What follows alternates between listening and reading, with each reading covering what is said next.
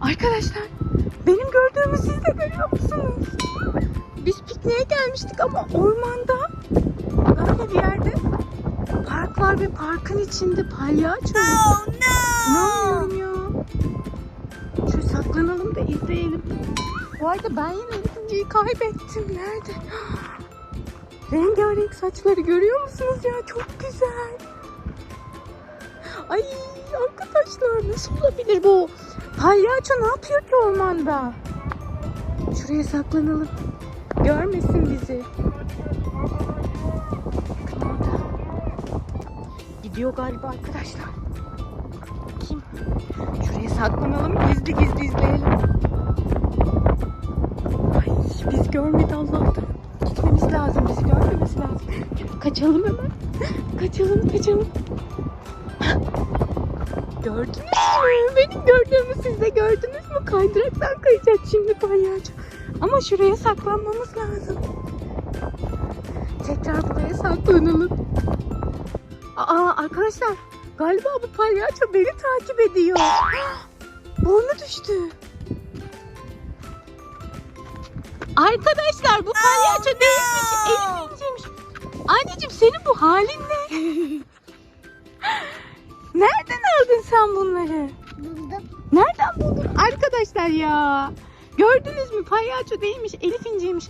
Ama o kadar tatlı olmuşsun ki inanmıyorum. Şuna bir bakar mısınız saçların güzelliğine? Ne yapacaksın şimdi?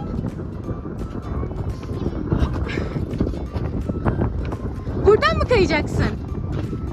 Oradan ama ben seni tutamayabilirim.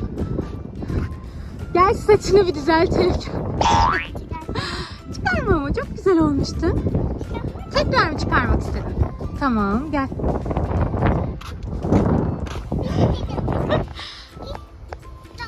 Hoş geldin. Gel lütfen bir kere de bununla kay anneciğim ya. Çok tatlı görünüyorsun. Takabilecek misin sen? Buyurun arkadaşlar. Takayım ben. Bir dakika anneciğim. Tamam. Hadi kay bir tane daha. Burada ama dur salıncak. Orada merdivenler kaydırak anneciğim. Buna çıkıyor. Gel.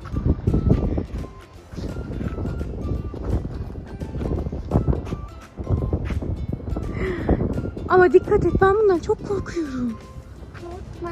Tamam mı? Kaldı arkadaşlar. Palyaço Oh burada. no! Yere düştü. Ne oldu ama niye attın şu an bunu yere? Öyle göremiyorum. Kayacaktı yine bizi kandırdı kaymadı görüyor musunuz? Niye kaymadın? Tamam gel tekrar takalım da kay tamam mı? Üşüdü arkadaşlar palyaçomuz. Giy aşkım. Bunu da takalım. Kaydıraktan şapkayla kay tamam mı? Saçlarını da kay. Şimdi taksın tekrardan. Hadi bakalım. Oh no! Elektrik bu saçlarla daha çok çarpar anneciğim. Hadi oradan merdivenlerden çık da kay. Çık.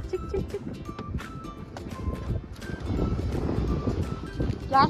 1 2 3 Gelemedi. Gelsene. Düştü. Dikkat et. Bir de şu kırmızıdan kayacak mısın tekrardan? Ya. Çok kötü düştü bu yaramaz palyaço. Bakın arkadaşlar. Elin mi acıdı? Bakayım. Ama çok acımamış. Gel geçer. Şimdi son bir kez de kırmızıdan kay tamam mı? Tamam bunu çıkaralım. Son bir kez de bizim için kırmızıdan kay hadi. Bekliyoruz. Bekliyoruz.